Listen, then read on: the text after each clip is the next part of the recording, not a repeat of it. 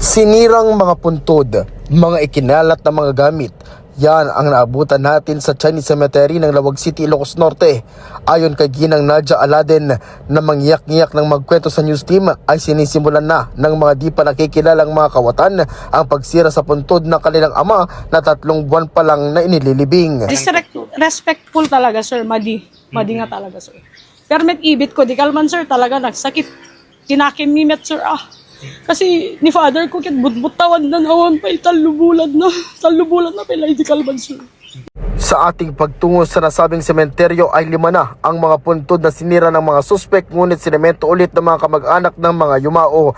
Dito na naging emosyonal si Ginang Aladen at sinabi na walang puso ang mga gumawa nito. Tuman nagbuybuya kayo nga nangarabid ka dito nga tub kayo ti panpansyon tinatay. Konsensyayo di jayen. Sabi ko matama din tumaarabid kanyayo di jay.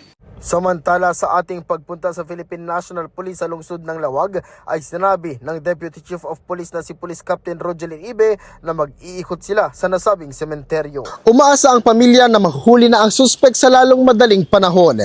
Kasama mo mula dito sa IFM Lawag, Idol Lawrence Martinez, Tatak, RMN Network News.